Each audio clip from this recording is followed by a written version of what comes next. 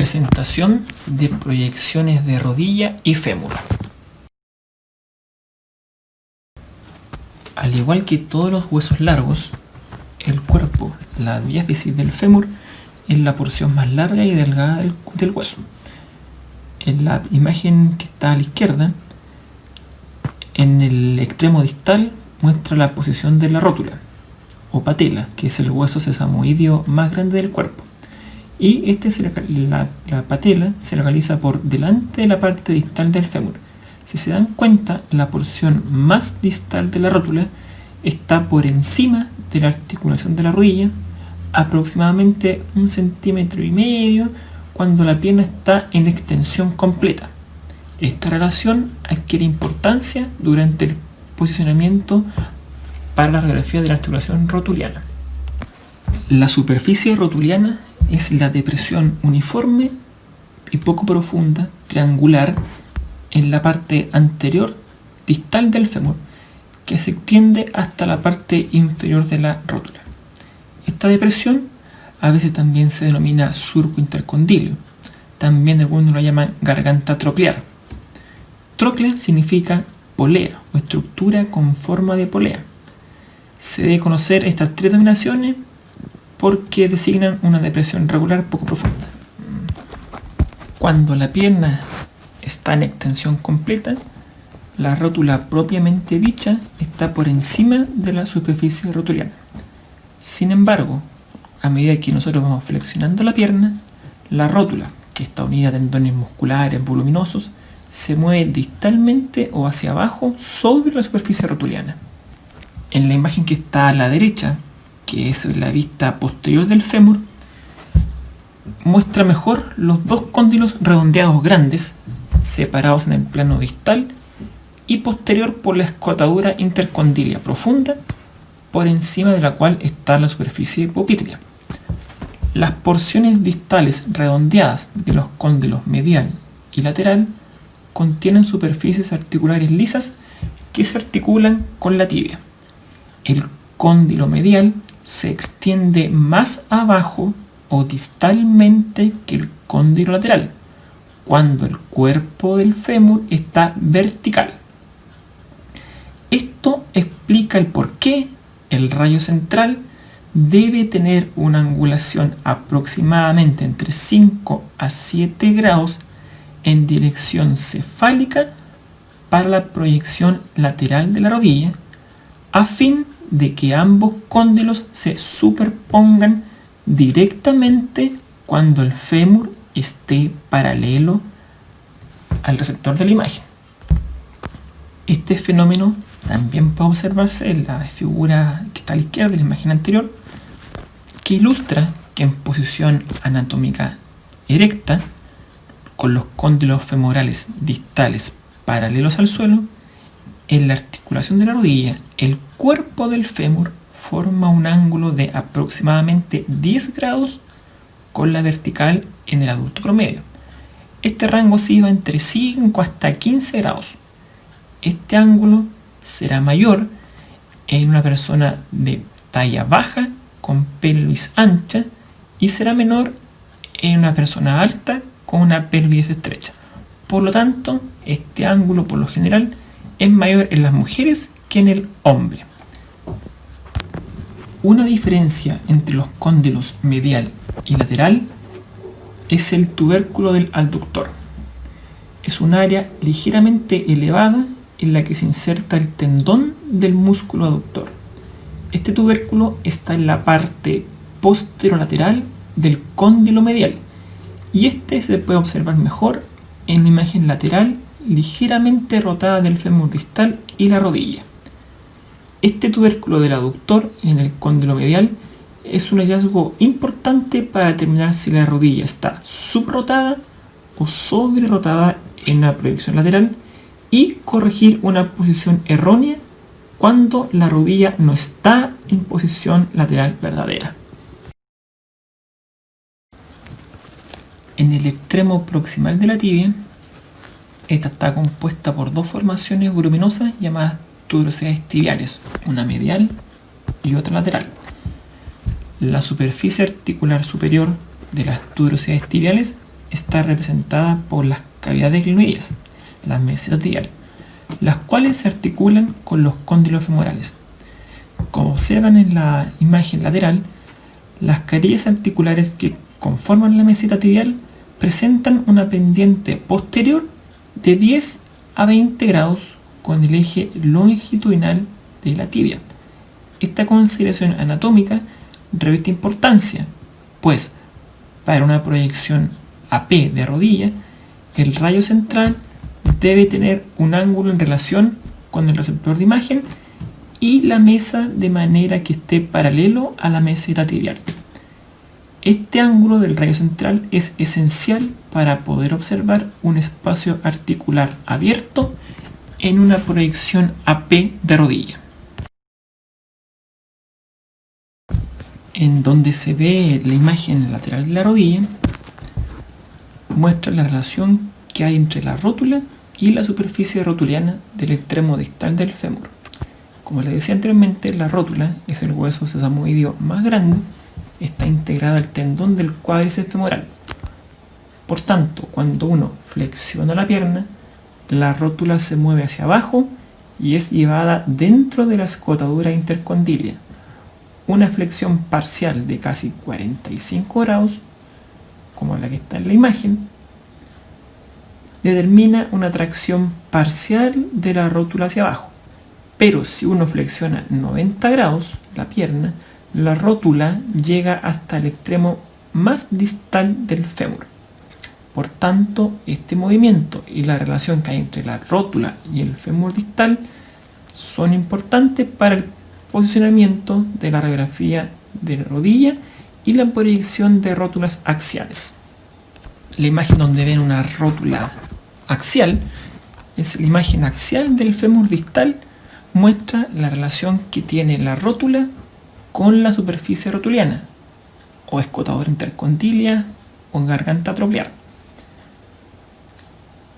del extremo distal del fémur. Entonces vemos cómo se observa la articulación rótulo-femoral. El ligamento colateral medial corre a lo largo de la parte interna de la rodilla y evita que ésta se doble hacia afuera. El ligamento colateral lateral corre a lo largo de la parte externa de la rodilla y evita que ésta se doble hacia adentro. El ligamento cruzado anterior, que está en la parte media de la rodilla, impide que la tibia se deslice hacia afuera frente al fémur. Y el ligamento cruzado posterior trabaja junto con el ligamento cruzado anterior e impide que la tibia se deslice hacia atrás por debajo del fémur.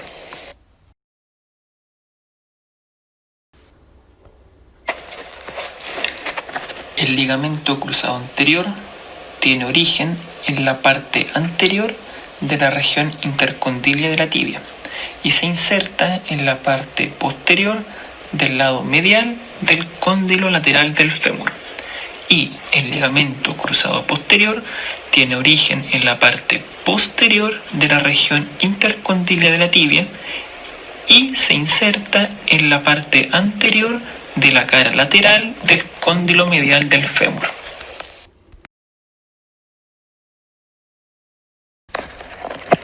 Aquí podemos ver en esta diapositiva en que los dos ligamentos colaterales están rotos.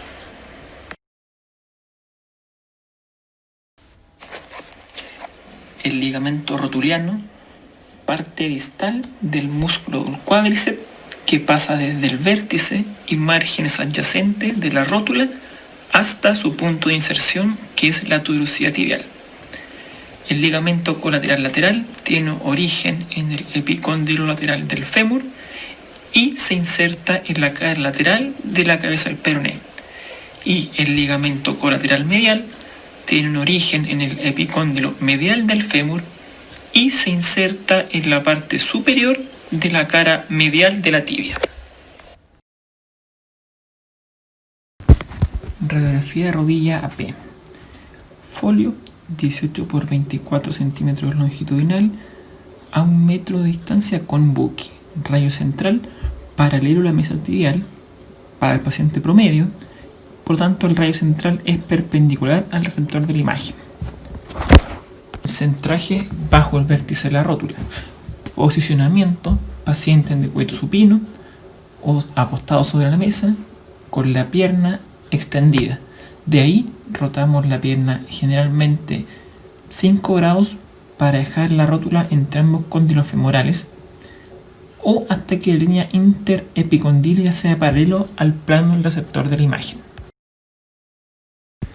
Como vimos en las diapositivas anteriores en donde se le explicaba cómo ir a la angulación de la meseta tibial, una recomendación para poder determinar cuál es la angulación del rayo central para que éste vaya paralelo a la meseta tibial y así lograr un espacio articular abierto consiste en medir la distancia que hay entre la espina ilíaca anterosuperior y la parte superior de la mesa a fin de dirigir el ángulo del rayo central.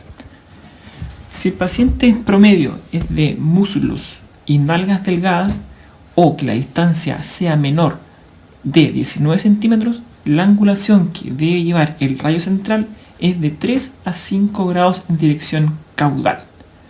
Para un paciente promedio, muslos y nalgas promedio, entonces, distancia que hay entre la espina y el borde de la mesa entre 19 y 24 centímetros, la angulación del rayo central es 0. En cambio, para pacientes que tienen caderas muy anchas y nalgas muy voluminosas, o que la distancia entre la espina ilíaca anterosuperior y la parte superior de la mesa sea mayor de 24 centímetros, aquí la angulación del rayo central es de 3 a 5 grados hacia craneal. Para que quede más claro el concepto que se vio en la diapositiva anterior, aquí hay un ejemplo de 3 radiografías que se le tomó a un mismo paciente. La primera imagen que está a la izquierda, si se dan cuenta, el platillo tibial o el espacio articular más del cóndilo medial está levemente más cerrado que si ustedes lo comparan con la imagen que está al centro. Si se dan cuenta, la imagen que está al centro dice que se anguló 5 grados a caudal y pueden ver claramente delimitado, abiertos los dos espacios articulares. En cambio, la imagen que está más a la derecha dice 5 grados a craneal y se nota como claramente el espacio articular del cóndilo medial está más cerrado. Por tanto, este paciente era un paciente muy delgado y para poder dejar abiertos los dos espacios se tiene que angular a caudal.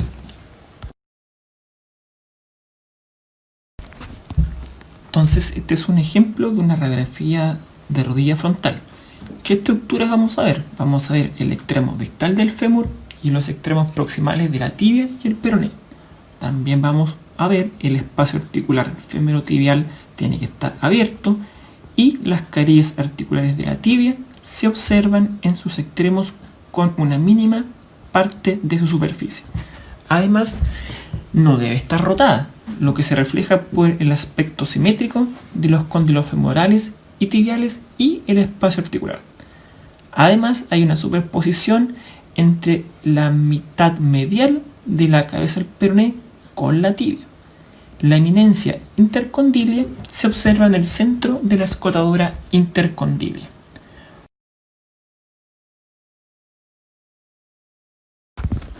Por ejemplo, acá vemos que la primera imagen que está arriba en la diapositiva tiene un exceso de rotación hacia interno. ¿Cómo nos damos cuenta de eso? La rótula se desplaza muy hacia medial y si se dan cuenta, la cabeza del peroné está muy separado de la tibia. En cambio, la imagen que está abajo, uno observa rótula al centro y leve solapamiento de la cabeza del peroné con la tibia.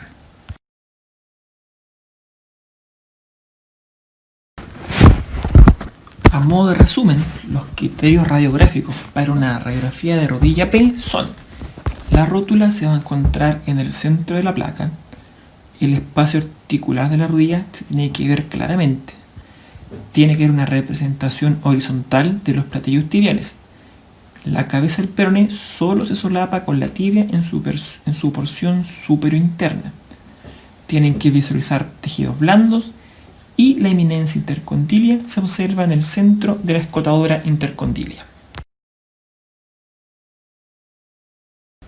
radiografía de rodilla lateral. Chasis 18×24 longitudinal, también con buque. Posicionamiento de la rodilla. Rotar el cuerpo y la pierna hasta que la rodilla esté en una posición lateral verdadera. Los epicóndilos femorales van a estar superpuestos y el plano de la rótula va a ser perpendicular al receptor de la imagen. De ahí se rota la rodilla de 20 a 30 grados. El rayo central, paciente promedio, un ángulo acraneal entre 5 a 7 grados. El centraje es sobre la hendidura articular, siguiendo el eje del fémur, y unos 2 centímetros bajo el borde superior de la rótula. Como también les mencioné en una diapositiva anterior, un mayor grado de flexión va a tensar los músculos y los tendones, lo que puede hacer que se oculte importante información diagnóstica en el espacio articular. La rótula ingresaría en el espacio intercondilio y también se podría ocultar un posible derrame o un desplazamiento del panículo adiposo. La flexión excesiva también puede separar fragmentos rotulianos en una fractura de rótula. Yo les mencioné que el rayo central iba en dirección de 5 a 7 grados a craneal, ¿cierto? Es un paciente promedio. Ahora, el rayo central puede tener un ángulo de 7 a 10 grados en un paciente de baja talla con pelvis ancha y de solo 5 grados en un hombre alto de pelvis estrecha.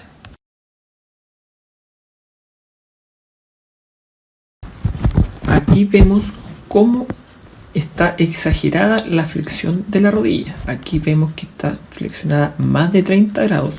Y como otro criterio es que ustedes tienen que dejar el fémur alineado a lo largo del chasis y lo que se dobla es la pierna con respecto al fémur.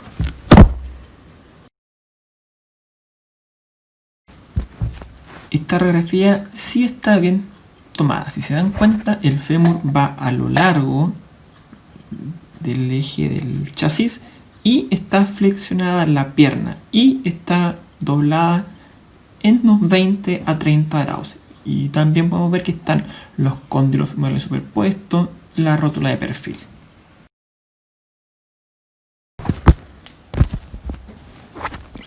Cuando uno toma una radiografía de rodilla lateral, los cóndilos femorales deben quedar superpuestos. Ahora, ¿cómo uno se puede dar cuenta que está sobrerotada o subrotada?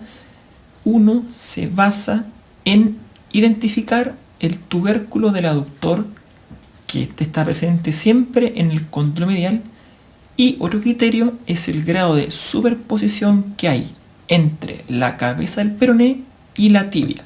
Por tanto, una sobrerotación, hay una menor superposición de la cabeza del peroné, y cuando hay una subrotación hay una mayor superposición de la cabeza del peroné con la tibia. Vemos el claro ejemplo de una radiografía de rodilla que está sobrerotada. Como ven, la cabeza del peroné está muy separada de la tibia y uno puede identificar el tubérculo del aductor que está en el cóndilo medial. Por tanto, para que esta rodilla pueda quedar lateral extrista, hay que levantar un poco la rodilla de la mesa. O sea, hay que alejar la rodilla un poco de la mesa.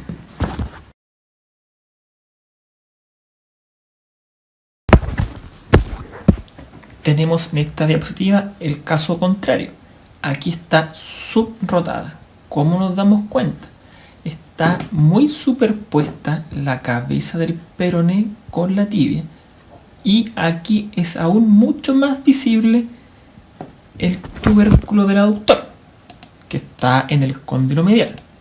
Por tanto, para que esta radiografía quede lateral extrista, tenemos que acercar más la rodilla a la mesa.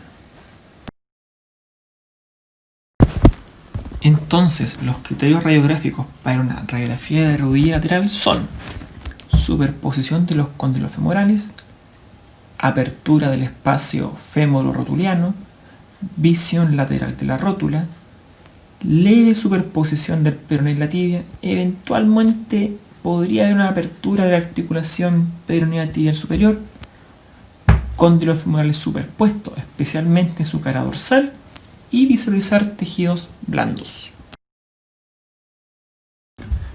Esto es como para recalcar lo que se vio en la diapositiva anterior, que los criterios son superposición de los cóndilos medial y lateral del fémur, van a ver obviamente la parte distal del fémur, articulación fémur-rotuliana abierta, rótula en perfil, en visión lateral, y la cabeza del peroné levemente superpuesta con la tibia.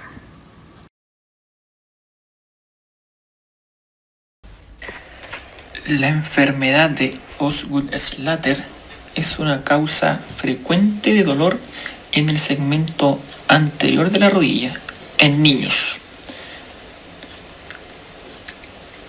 Se ha demostrado que microtraumatismos repetidos sobre la tuberosidad tibial a través de la contracción del cuádriceps y del tendón rotuliano producen pérdida de la continuidad del tendón hueso con la consecuente fragmentación de la tuberosidad tibial, lo que desencadena un proceso inflamatorio alrededor de esta. Para evaluar el ligamento colateral interno con flexión de rodilla 20 a 30 grados, se apoya una mano en la cara externa de la rodilla y con la otra, a la altura del tobillo, se trata de abducir la pierna. Para evaluar el ligamento colateral externo, ahora se apoya una mano en la cara interna de la rodilla y con la otra en el tobillo se trata de aducir la pierna.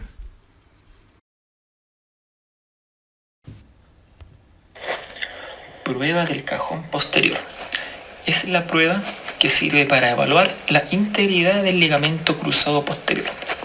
Se efectúa con el paciente en posición supina y la rodilla flexionada a 90 grados. Por tanto, la cadera queda flexionada casi a 45 grados. Se ejerce presión posterior sobre la tibia proximal. En caso de existir lesión, se nota una traslación hacia atrás de la tibia sobre el fémur. Prueba de cajón anterior. Es la prueba que sirve como evaluación coadyuvante de la inestabilidad del ligamento cruzado anterior. Se efectúa con el paciente en posición supina y la rodilla flexionada a 90 grados. La cadera, por lo tanto, queda flexionada casi a 45 grados. Se retiene el pie sentándose sobre él y el examinador coloca las manos alrededor de la tibia proximal y la tibia se jala hacia adelante. En caso de existir lesión, se nota una translación hacia adelante de la tibia sobre el fémur.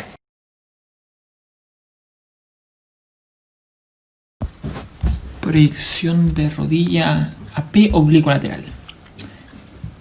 Rotamos la pierna hacia afuera, 45 grados. La línea interepicondilia va a formar un ángulo de 45 grados con el plano del receptor de la imagen. El centraje es bajo el vértice de la rótula.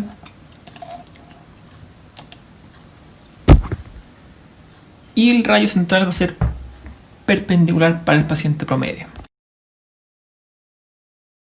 Estructuras mostradas. Vamos obviamente a ver el extremo distal del fémur, los extremos proximales de la tibia y el peroné. Superposición de la rótula con el cóndilo femoral lateral. Veremos también el cóndilo medial del fémur y la tibia de perfil. Una oblicuidad correcta muestra el extremo proximal del peroné superpuesto por la tibia proximal, los cóndilos mediales del fémur y la tibia de perfil. Aproximadamente la mitad de la rótula debe observarse sin superposición con el fémur. La exposición óptima muestra tejidos blandos en el área de la articulación de la rodilla y las marcas trabeculares óseas deben ser claras y definidas. La técnica debe ser suficiente para mostrar la cabeza y el cuello del peroné a través de la tibia superior. Radiografía de rodilla AP bilateral con soporte del peso corporal. Lo que se quiere estudiar acá es estudiar los espacios de la articulación tibiofemoral para evaluar alguna posible degeneración cartilaginosa u otra patología de la rodilla. Se incluyen ambas rodillas en la misma exposición con fines comparativos. Si la angulación del rayo central es correcta, o sea que vaya paralelo a la meseta tibial, los espacios articulares de la rodilla deben estar siempre abiertos. Rodillas no rotadas, manifestada por el aspecto simétrico de los cóndilos femorales y tibiales. Aproximadamente la mitad del extremo proximal del peroné estará superpuesta con la tibia.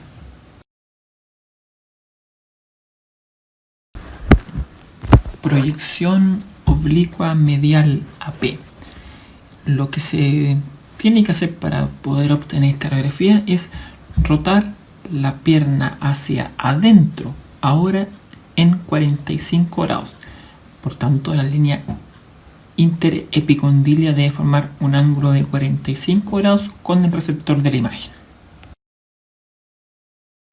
Los términos oblicua medial interno u oblicua lateral externo se refieren a la dirección de la rotación de la superficie anterior o rotuliana de la rodilla. Estructuras mostradas: el extremo distal del fémur y los extremos proximales de la tibia y el peroné con superposición de la rótula ahora con el cóndilo femoral medial. Se observan bien los cóndilos laterales del fémur y la tibia y los espacios articulares de la parte lateral de la rodilla deben ser desiguales. La oblicuidad correcta muestra una articulación tibiofemoral proximal abierta y de los cóndilos laterales del fémur y la tibia de perfil. La cabeza y el cuello del peroné se verán sin superposición y aproximadamente la mitad de la rótula debe observarse sin superposición con el fémur.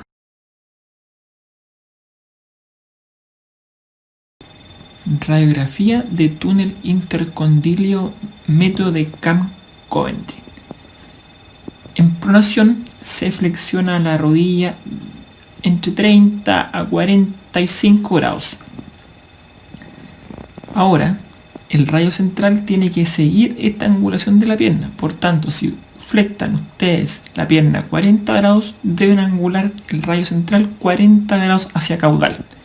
El centraje es sobre el espacio popítulo, siguiendo el eje del fémur, y unos 2 centímetros bajo el borde superior de la rótula.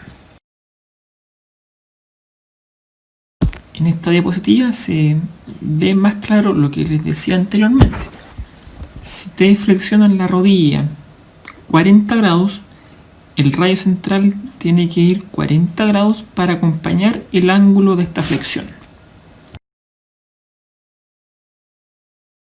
Acá podemos ver la flexión de la pierna.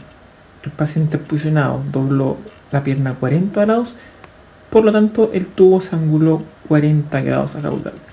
Se darán cuenta que como el paciente está en prono, la rótula está más cerca del receptor de la imagen, por tanto se ve mejor la rótula en esta forma que si tomaran un túnel intercondilio AP.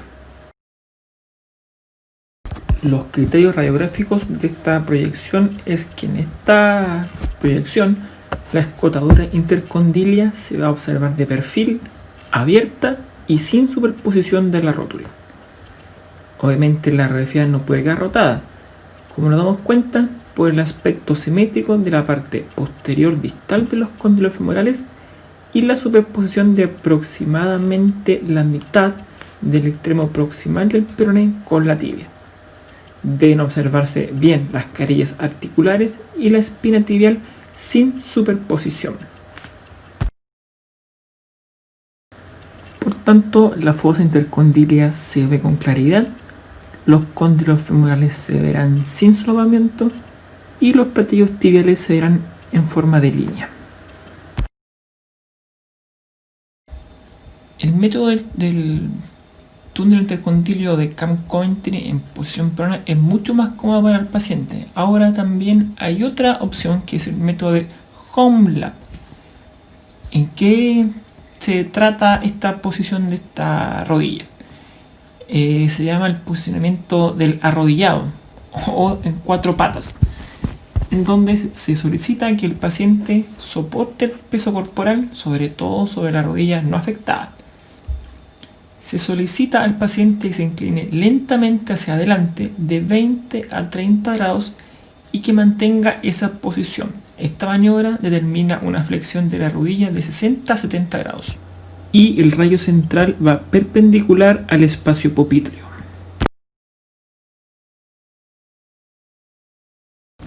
Esta radiografía de túnel de condilio AP es una inversión de la proyección axial que vimos anteriormente, de las PA. Esto se puede usar en pacientes que no pueden adoptar la posición prona. Sin embargo, no es una proyección preferida debido a la mayor distorsión derivada del ángulo del rayo central y al aumento de la distancia de la región especular con el receptor de la imagen, salvo que se cuente con un chasis curvo, que eso ya casi ninguna parte cuenta. ¿Cómo se hace? Se flexiona la rodilla de 40 a 45 grados y se pone el receptor de la imagen debajo de la rodilla. Desde ahí, el rayo central se angula en dirección cefálica entre 40 y 45 grados, dirigido bajo el vértice de la rótula.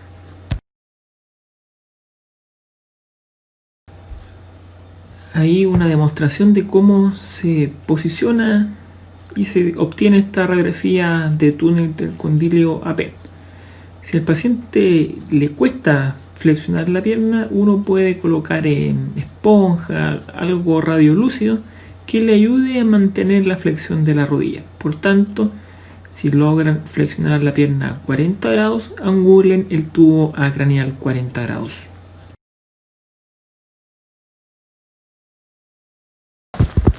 Proyección de Rosenberg. Es una radiografía que se toma de pie, en carga y en flexión de rodilla. Chasis 35 por 35 centímetros a 1 metro de distancia con buki. El rayo central va angulado 10 grados hacia caudal. El centraje es el eje longitudinal de la rodilla. Por el lado, el pliegue de la rodilla o el punto medio de la rótula. El paciente está de pie, apoyando la rótula en el estativo en el centro del chasis, con flexión de la pierna y muslo de 45 grados alejando de la placa. Acá hay un esquema más claro, más grande de cómo es el posicionamiento de Rosenberg. Paciente de pie, ¿cierto? Y el peso distribuido en forma simétrica en las dos extremidades. Los sortejos apuntan hacia el frente y la rótula está apoyada en la placa de rayos X. La rodilla se lleva hasta 45 grados de flexión y el disparador de rayos X se posicionó a nivel del polo inferior de la rótula. La angulación 10 grados hacia caudal, de modo que los márgenes anterior y posterior de la tibia se sobrepongan. Acá hay un ejemplo de cómo no se debe tomar la radiografía de Rosenberg. El error está ahí, es que está apoyando todo el muslo sobre el estativo. Y recuerden que deben hacer flexión de 40 a 45 grados de la rodilla. Acá vemos una radiografía de Rosenberg en carga. Y si se dan cuenta, es muy parecida a la radiografía de túnel intercondilio. La proyección de Rosenberg ofrece, por tanto, una visión del surco intercondilio, las espinas tibiales y es capaz de demostrar condiciones patológicas como osteofitos, cuerpos libres intraarticulares, osteocondritis, disecante y osteonecrosis de los cóndilos femorales. cuyo estudio en las radiografías convencionales AP en extensión es menos sensible. En la proyección de Rosenberg, en comparación con la proyección AP, Rosenberg tiene una mayor capacidad de detectar la disminución del espacio articular cuanto mayor es este. Es decir, Rosenberg, a diferencia de la proyección AP convencional, es capaz de detectar estadios de artrosis incipiente. A medida que la enfermedad progresa y existe una disminución considerable en la altura del espacio articular, ambas proyecciones tienen un rendimiento similar. Con la proyección AP convencional, al estar la rodilla en extensión, muestra la altura del cartílago articular de la región anterior de los cóndilos, que suele estar poco alterada, es decir, no refleja el desgaste articular precoz que se produce más posterior en los cóndilos femorales, lo que sí se visualiza con la radiografía en flexión. Por tanto, Rosenberg efectivamente brinda una información más acuciosa en el estudio de la artrosis femorotibial, ya que muestra la real disminución del espacio articular y por tanto el verdadero estado de progresión de la enfermedad artrósica, por lo menos en el espacio femorotibial medial. Básicamente casi nunca se pide estas proyecciones, pero no está de más mencionarlas. La proyección PA de rótula se toma en prono y con las piernas extendidas. De ahí hay que alinear y centrar el eje longitudinal de la pierna y la rodilla con la línea media de la mesa. Alinear la línea interepicondilia paralelo al plano del receptor de imagen. En general se rota 5 grados hacia dentro de la parte anterior de la rodilla y el rayo central va perpendicular al área media de la rótula.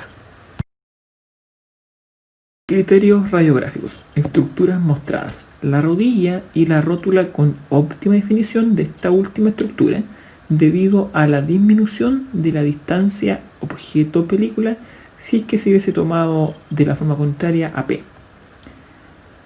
La exposición es óptima, sin movimiento obviamente, mostrada tejidos blandos en el área de la articulación, marcas trabeculares óseas nítidas y el contorno de la rótula a través de la parte distal del fémur. Obviamente sin rotación, reflejada por el aspecto simétrico de los cóndilos, rótula centrada con el fémur, con una correcta rotación interna leve de parte anterior de la rodilla. Proyección lateral medio lateral de la rótula. Ajustar la rotación del cuerpo y la pierna hasta que la rodilla esté en una posición lateral verdadera. Superposición directa de los epicóndilos femorales y plano de la rótula perpendicular al plano del receptor de la imagen. Flexionar la rodilla solo entre 5 a 10 grados. Una mayor flexión puede separar fragmentos óseos fracturados. Alinear y centrar el eje longitudinal de la rótula con el rayo central y la línea central de la mesa o el receptor de la imagen. El rayo central para esta proyección va dirigido a la mitad de la articulación femoro-rotuliana. Las estructuras que se van a ver es la imagen en perfil de la rótula, la articulación femoro-rotuliana y la articulación tibiofemoral. Cuando estará en posición lateral verdadera, cuando los bordes anteriores y posteriores de los cóndilos mediales y laterales del fémur estarán superpuestos y el espacio articular femoro-rotuliano debe estar abierto. El centrado y la angulación son correctos si la rótula aparece en el centro de la película radiográfica y el campo obviamente colimado con el espacio articular abierto. Proyecciones de rótula axial, o algunos también le llaman de sol naciente. Se obtiene la radiografía en posición supina y las piernas juntas con un chasis de tamaño adecuado, generalmente 24 por 30. Se puede colocar algún elemento para que ayude a mantener la flexión de la rodilla, que se puede tomar en flexión de 30, 60 o 90 grados. Pero si a uno le piden radiografía de rótula axial, generalmente uno la toma con 30 grados de flexión de la pierna. El rayo central va en dirección infero-superior en un ángulo de 10 a 15 grados con las piernas, para que esta angulación vaya tangencial a la articulación fémoro-rotuliana. Se pueden palpar los bordes de la rótula para establecer el ángulo específico del rayo central que va a ser necesario para atravesar el espacio fémoro-rotuliano. Por tanto, se toma sin buque. Lo que vemos en esta proyección es el surco intercondilio, surco troclear de perfil. Tenemos que ver el espacio fémoro-rotuliano abierto. La rótula se va a visualizar tangencialmente. El espacio fémoro-rotuliano sin superposiciones. Quiere decir que tiene que haber una buena delimitación de la cara dorsal de la rótula.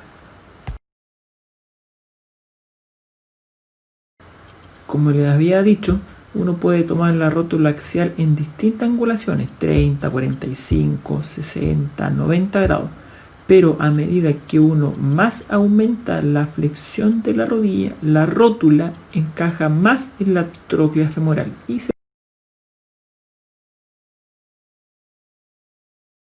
ahí se puede ver que están tomando la proyección de rótula axial con una flexión de rodilla de aproximadamente 45 grados. También para mantener a ayudar al paciente a lograr la flexión, uno podría poner un elemento radiolúcido, una colchoneta con forma triangular, para que mantenga la angulación requerida. Este es un ejemplo que igual está en 45 grados de angulación de flexión y el tubo está angulado aproximadamente unos 10 a 15 grados acranial. La tróclea femoral. La morfología de ella es un factor que condiciona la estabilidad de la patela en la articulación.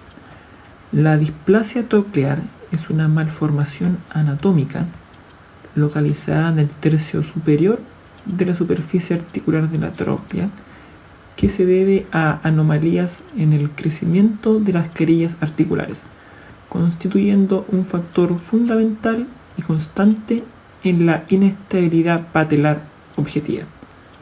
La pendiente lateral poco pronunciada del cóndilo lateral es la responsable de una tróclea plana. El surco troclear es poco profundo y por lo tanto no es capaz de retener a la patela. En los casos muy severos de displasia, la carilla lateral puede ser convexa, lo que se asocia a hipoplasia del cóndilo medial. En general, esta enfermedad se llama síndrome del mal alineamiento rotuliano, SMAR. Por lo tanto, interesa en la proyección de rótula axial determinar la apertura y profundidad del surco, ya que su alteración puede determinar displasia y por tanto inestabilidad. Beaver en el año 41 clasificó a la patela según la morfología de la faceta interna en 3 tipos. El tipo 1, donde la faceta interna es de concavidad suave y de la misma medida que la externa, eso en el 10% de los casos. La faceta interna es menor que la lateral y es plana o ligeramente convexa. Esto se da en un 65%, es la patela más común.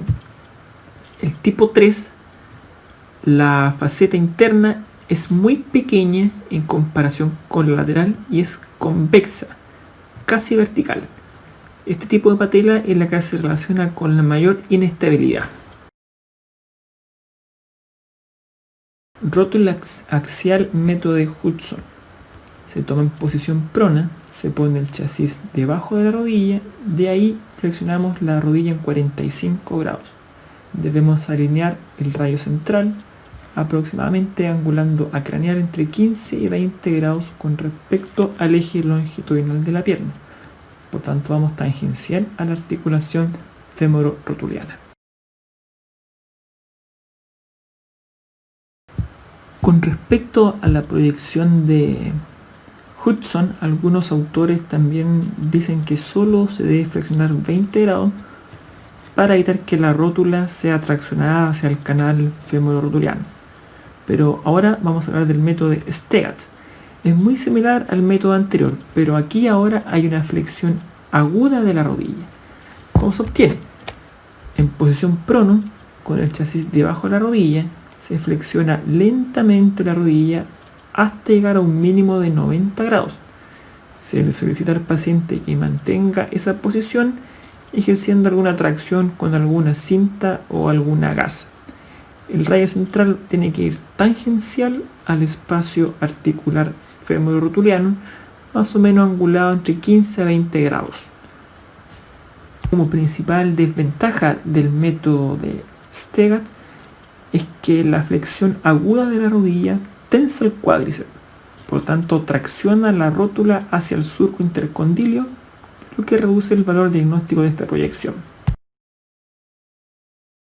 Proyección de fémur AP. Se toma con chasis el más largo que dispongan, 35x43, a 1 metro con buque. Rayo central va perpendicular al centro del chasis.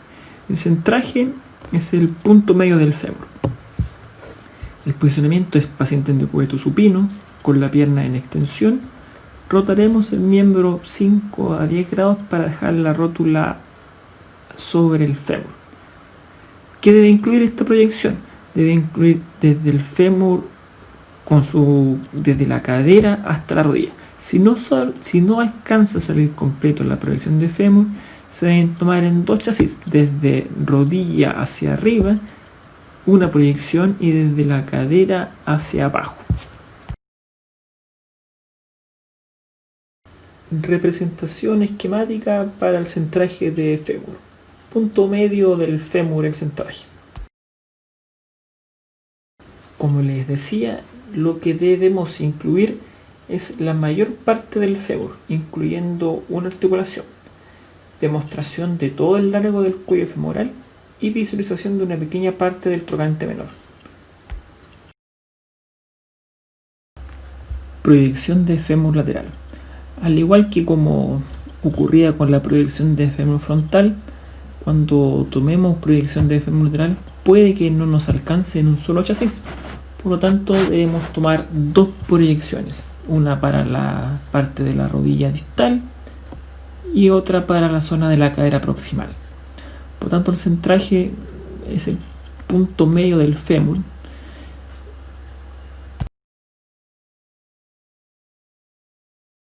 Ahora, si tomamos el fémur proximal lateral en 2 tomas distintas, podemos tomar una primera para el fémur proximal y para hacer esto, la pierna contraria la llevamos para atrás y centramos en el tercio superior del muslo que está en contacto con la mesa.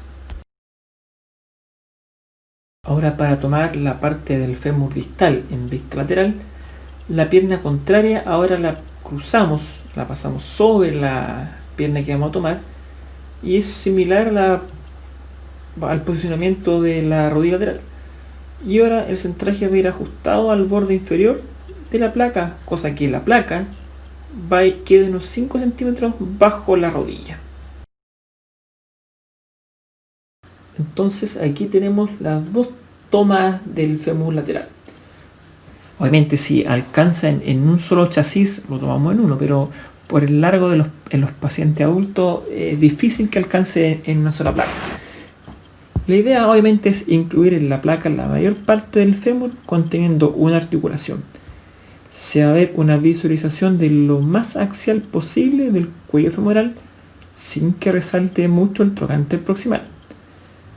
Y en la parte del fémur distal hay una superposición de la superficie anterior de los cóndilos femorales y una apertura del espacio femoropatelar distal. Y se va a ver la rótula de perfil.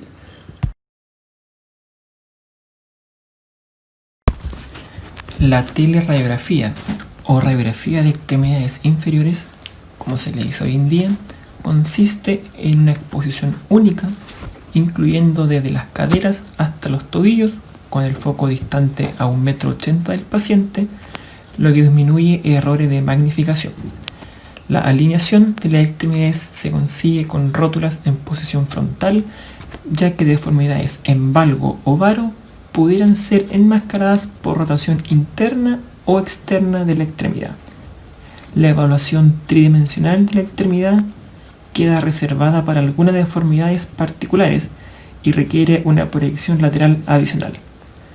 Proyecciones también obtenidas con realce de la extremidad más corta permite evitar la flexión involuntaria de la rodilla contralateral, subestimando la simetría y minimizando la posibilidad de distorsión por distracción del haz hacia la cadera y los tobillos.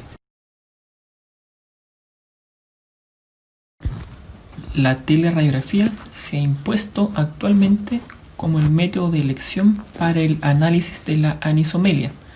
¿Qué es la anisomelia? La anisomelia es diferencia de longitud entre ambas extremidades inferiores. Todos los métodos coinciden en que hay que establecer una dimensión para cada miembro, desde la pelvis hasta el tobillo, eliminando la contribución del pie en el largo total de la extremidad. Para la medición de los segmentos de las extremidades inferiores, a nivel del fémur se ha utilizado la tangente al punto más proximal de la epífisis femoral proximal o el margen del trocante menor y la tangente al punto más distal del cóndilo femoral medial o al surco intercondilio. En la tibia se ha utilizado la tangente a los platillos tibiales o a la eminencia intercondilia hasta el punto medio de la tibia distal, en el tobillo. También el estudio de las extremidades inferiores se ven en estos diagnósticos que se llama el genuvaro y el genuvalgo. ¿Qué es el genuvalgo? El genuvalgo es la desalineación del fémur y la tibia que provoca que una rodilla se desvíe hacia adentro y se junte con la otra. Si se produce en ambas rodillas, vemos las típicas piernas en X con la cadera desplazada lateralmente, así como también los tobillos. El genuvaro es la desalineación contraria al valgo, es decir, encontramos que una rodilla se separa de la otra. Si afecta a las dos rodillas, observamos las piernas arqueadas en forma de paréntesis, otros la llaman en forma de arco.